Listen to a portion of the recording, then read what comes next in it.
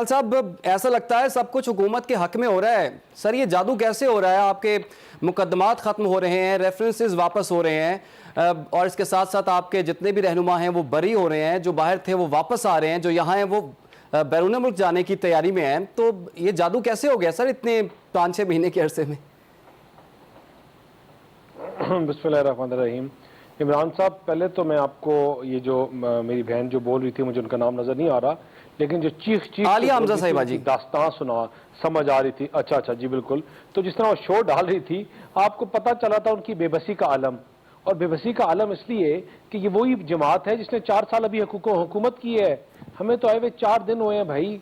आप मेट्रोस की बात कर रहे हैं, आप पता नहीं क्या क्या बातें कर रहे हैं। आप 4 साल में आपने किया क्या है? आप अपना बता दें कि आपने एक कौन सा, आपसे तो 4 साल में इस्लामाबाद के 4 पुल नहीं बने। आपने 4 साल में इस्लामाबाद की कोई सड़क सीधी नहीं की। आपने 4 साल में, 8 साल में अपनी एक मेट्रो जो आपने 22 अरब में बनानी थी, 16 अरब में सॉरी बनानी थी, वो 100 अरब क्रॉस कर गया और 8 साल में नहीं बनी। आप क्या अपना मुलायजा मनाजा करेंगे किसी और जमात के साथ? आप उस जमात को रिप्रेजेंट कर रही हैं जो हर अपने पिछले नाकाम साल को अगले नाकाम साल से कंपैरिजन करके कहता है कि हमने बहुत बेहतर किया है, कि पिछले साल हम 2 नंबर से फेल हुए थे, इस दफा हम, पिछले साल 4 नंबर से फेल हुए थे, इस दफा हम 2 नंबर से फेल हुए हैं। और भाई आप फेल तो हुए ना। आपने क्या किया 4 साल? आपने एक स्टेटमेंट दी और पूरा पीआईए बैठा दिया, पूरी पीआईए को दुनिया से बैन करा दिया। किसके पैसे थे? किसके कहने पे आपने स्टेटमेंट्स दी? आप 3 अरब की खातिर मुल्क सारा बेचा है। चीखें आप इतनी मारते हैं। और 52 बिलियन जो सीपैक से आना था उसको आपने रोक दिया, सीपैक को चलने नहीं दिया, सीपैक को बंद कर दिया। आप बात करते हैं करप्शन का, आप नारा लगाते हैं करप्शन का, और करप्शन प्राइस इंडेक्स में आप 4 पॉइंट्स ऊपर चले गए। आप बात करते हैं अकाउंटेबिलिटी की, नैब की तरमीम की, नैब की। लोगों को बताएं 8 साल से आपने गैर फाल क्यों किया है नैब केपीके में? आप लोगों को जवाब दें कि 8 साल नैब का हेड कौन था उधर? वहां नैब का हेड ही नहीं था। लेकिन दानियाल साहब, एहतसाब का एक ही तो इदारा था, आपने उसके भी पर काट दिए हैं तरमीम करके। तो आप पे ये इल्जाम लग रहा है कि आपने ये इसमें तरमीम ही सिर्फ अपने लिए की है और आपके सारे केसेस अब खत्म हो रहे हैं। एक सेकंड इमरान साहब, एक सेकंड। लॉ का पहला मैक्सिम क्या है? Innocent unless proven guilty. ये दुनिया में है। आपको मर्डर का, अगर आज किसी का कोई मर्डर कर दे, उसका रिमांड पीरियड है 14 दिन। ठीक है? मुझे बात बताएं कि आपका 90 दिन आप लोगों ने लोगों को उठाए रखा, या जमात तो उठा के आपने पॉलिटिकल विक्टिमाइजेशन की। मुझे बताएं क्या निकाला आपने व्हाइट कॉलर क्राइम में? आपने क्या नाम है, इधर झूठे केसेस बनाए जिसका सुप्रीम कोर्ट ने कहा कि नैब इज एन इंस्टीट्यूशन। ये दानियाल ने नहीं कहा। Institution being used for arm twisting and political victimisation. ये साद रफीक साहब के केस में कहा गया, ये इनके बारे में कहा गया।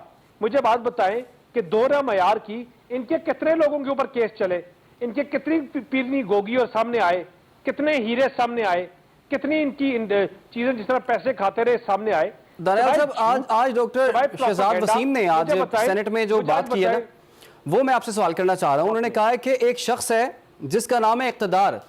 इख्तिदार के आते ही बीमारी भी खत्म हो जाती है, इख्तिदार के आते ही केसेस भी खत्म हो जाते हैं, इख्तिदार के आते ही मेडिकल रिपोर्ट्स भी ठीक हो जाती हैं। तो क्या आप उनकी इस बात से एग्री करते हैं? इशारा तो आपकी तरफ ही है। हमने किस इख्तिदार का इंतजार किया यार?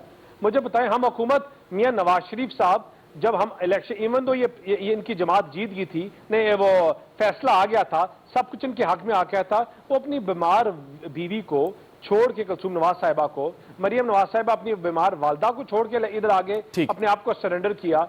मियां साहब ने केसेस फेस किए, कोर्ट्स के कहने पे गए, इनकी हुकूमत पे गए, इनकी हेल्थ मिनिस्टर ने काट जाएं, इनके अस्पतालों ने काट जाएं, जीआईटी इन्होंने बनाई, उस जीआईटी ने काट जाएं। तो मुझे बताएं कि इनकी नाअहली की दास्तानें, आज अगर कोई नई स्टोरी सुनाते हैं तो इनकी नाअहली की दास्तानें कहां से आपको मिलेंगी?